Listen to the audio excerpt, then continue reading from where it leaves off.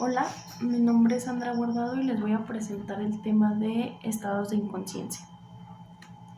Bueno, para comenzar, el estado de inconsciencia es aquel en el que se encuentran activas las funciones neurocognitivas. En este estado se determina la percepción y el conocimiento del mundo que nos rodea.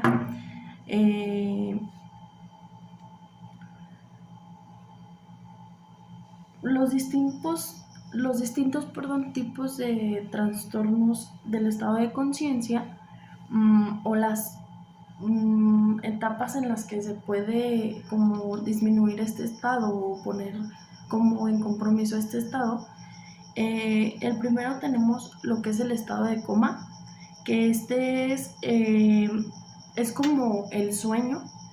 En este el paciente no responde o no puede ser despertado como al primer llamado o cuando hacemos algún estímulo, ya sea verbal o físico.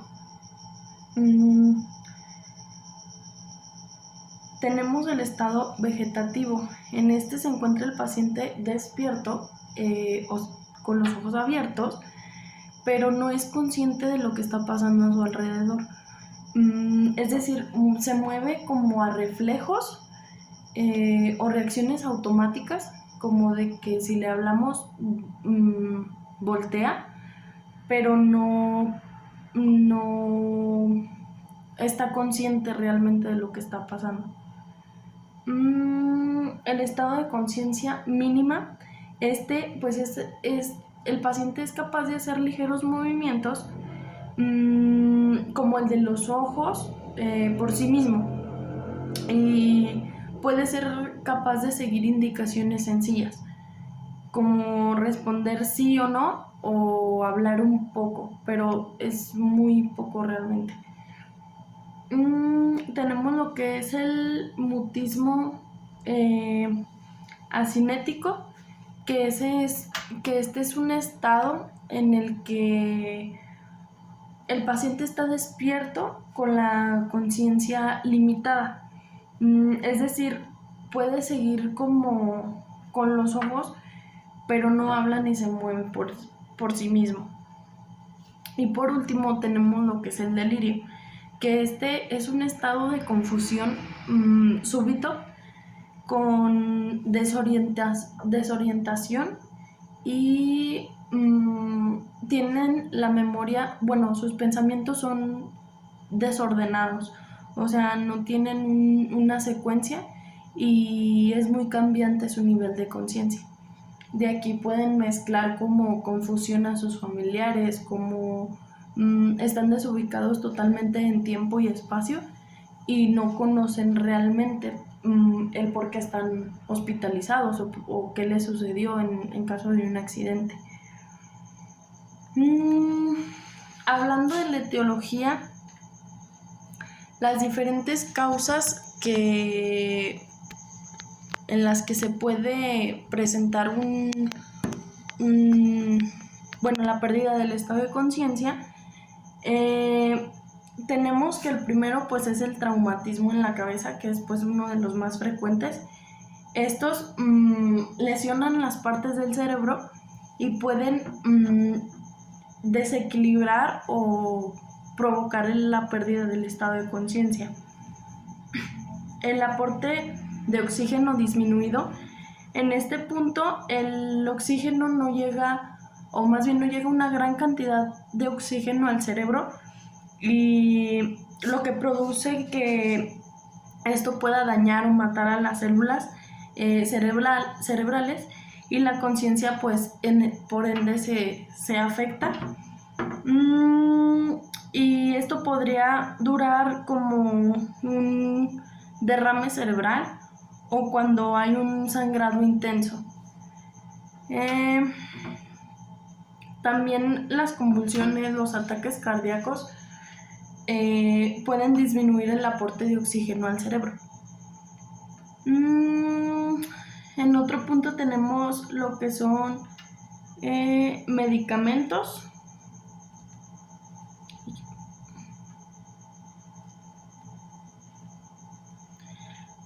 Son medicamentos o drogas que estos ciertos medicamentos, en especial los anestésicos, estos actúan en el cerebro para mantener a un paciente completamente dormido o libre de dolor.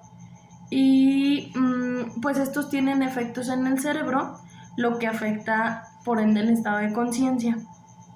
Demasiado alcohol en el organismo también influye en el estado de conciencia o en la actividad normal del cerebro. Otros padecimientos o enfermedades. Estas podrían ser alguna infección en el cerebro o en sus membranas protectoras, o algunos ciertos procedimientos que pueden ser como resultado la formación de sustancias o químicos que puedan ser tóxicos para el cerebro.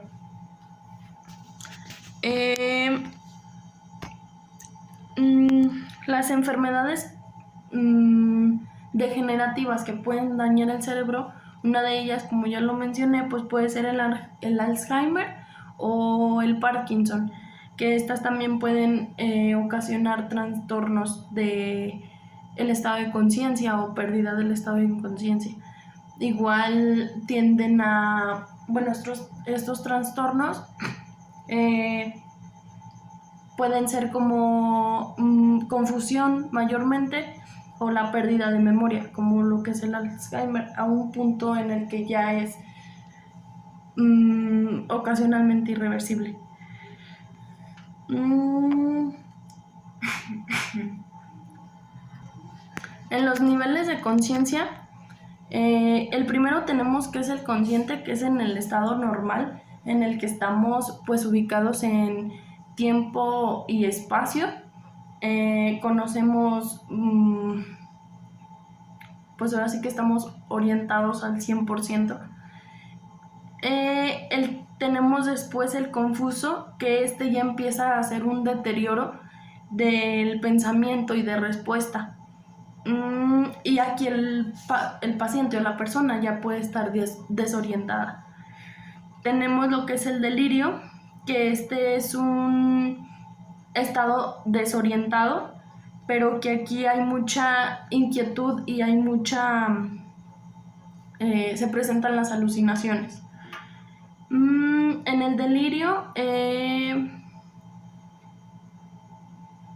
se desarrollan la desorientación, inquietud. En el somnoliento, aquí ya el paciente está como presentando como si fuera sueño, como mucha pesadez, mucho como si quisiera como desmayarse o algo así. Y o puede ser como adormecido, no hay una respuesta, algún llamado o algo así, más que de haberlo repetido varias veces. El obnubilado, que es una disminución del estado de alerta y disminuyen las respuestas psicomotoras, que esto es como la respuesta verbal o física del paciente. El estupor, es un estado parecido al sueño, donde hay una poca actividad,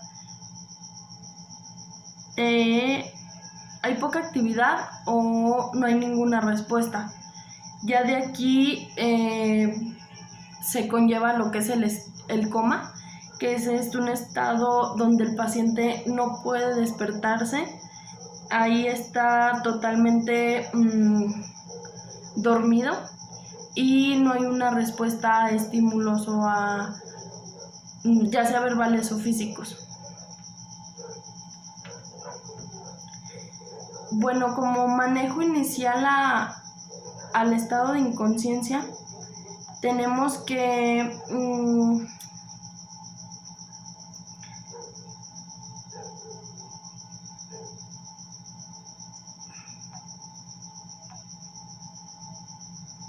tenemos que puede hacerse con una escala de Glasgow.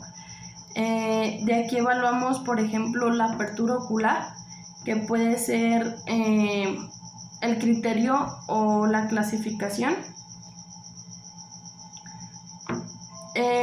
Abre a estímulos que pueden ser espontáneas o al sonido. La respuesta verbal, también tenemos esa. De aquí, bueno, esta escala nos va mencionando o marcando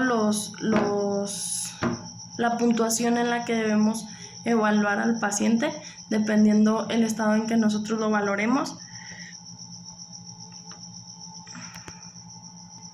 Existe una valoración del paciente con coma en urgencias, que bueno, mencionar como primer punto, les voy a mencionar algunos puntos. Por ejemplo, del primero, se caracteriza la vía, se consideran las causas que requieran un tratamiento inmediato. En el segundo, se empiezan a considerar patologías sistémicas que tienen un riesgo vital y que pueden ocasionar una hipoxia cerebral. En la tercera, se pueden considerar las posibilidades de patologías neurológicas de riesgo vital, como una hipertensión endocraneal difusa o un riesgo de parada respiratoria por agotamiento muscular. El cuarto puede ser una valoración neurológica que está de los siguientes patrones, que puede ser el patrón respiratorio, pupilar, ocular y motor. Y en el quinto se realiza una tomografía craneana y pueden ser también un electrocardiograma, entre otras pruebas diagnósticas que nos llevan a verificar este resultado.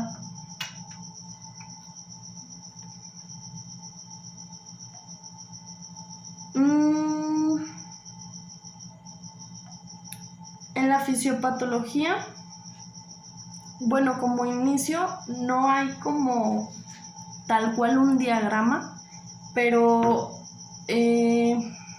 se conlleva que después de una pérdida del estado de conciencia hay una actividad metabólica, o más bien alteraciones metabólicas, que nos menciona que la actividad neuronal depende de la homeostasis de los mecanismos fisiológicos que regulan el flujo sanguíneo cerebral y la disponibilidad del oxígeno.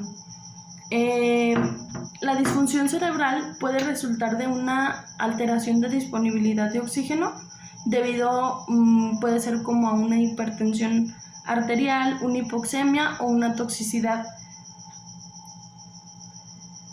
Después, en segundo punto, tenemos las alteraciones de neurotransmisores.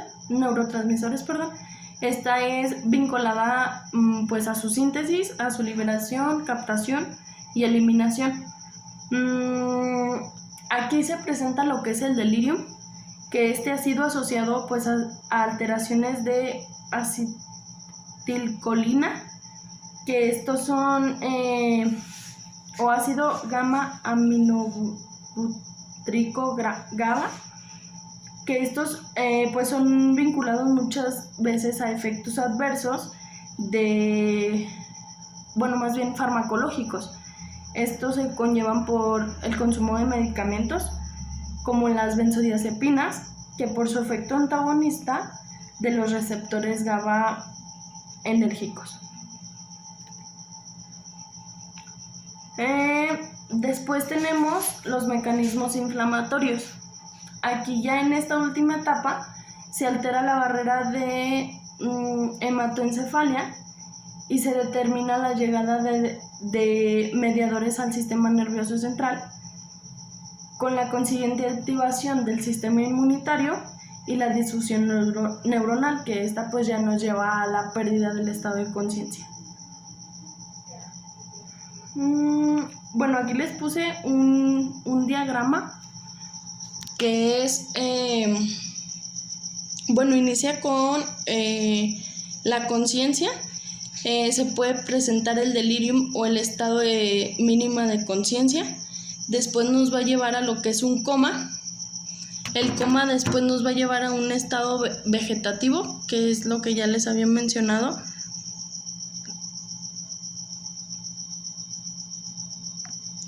Que en el estado vegetativo, este es cuando el paciente pues se encuentra despierto con los ojos abiertos, pero que no está consciente. Después tenemos lo que es el estado vegetativo persistente, que es como que se mantiene en ese mismo nivel. Y después nos lleva a lo que es una muerte cerebral, que aquí es cuando ya se lleva, o más bien ya se pierde totalmente el estado de conciencia. Bueno, como pruebas diagnósticas para esta eventualidad, tenemos que, bueno, encontré principalmente lo que es la TAC, que esta, como todos la conocemos, es una tomografía computarizada. Esta nos ayuda para la evaluación de estados de urgencia. Es la que se realiza inicialmente cuando se presenta un caso de estos. Esta prueba, en esta prueba se pueden identificar hemorragias encefálicas, alguna hidrocefalia. También nos puede ayudar a detectar algún edema cerebral, tumores o abscesos y un efecto de masa por desviación de la línea media. Y estas pueden ser lo que nos lleve a un diagnóstico certero de lo que ocasionó la pérdida de conciencia. La punción lumbar, este es un procedimiento donde se sospecha la infección o la inflamación del sistema nervioso central. Entonces se hace una pequeña punción lumbar y de ahí se extrae líquido para poder examinarlo y saber lo que pasa a nivel cerebral. Aquí les voy a mencionar el coma inducido o coma farmacológico, que es una situación que se considera en el estado de conciencia cuando sufre una alteración de forma controlada mediante fármacos. O sea, este procedimiento se da cuando se pierde el estado de conciencia, pero por motivos farmacológicos. Bueno, tiene un objetivo principal el coma farmacológico, que es principalmente reducir el flujo sanguíneo y el metabolismo cerebral, con las finalidades terapéuticas en determinados contextos clínicos. Los fármacos utilizados o los más comunes que utilizan para el coma farmacológico o coma inducido son hipnóticos como el propofol, anestésicos disociativos como la kentamicina y dexmedetomidina. Son los que mayormente se utilizan para realizar este procedimiento. Y bueno, de mi parte es todo.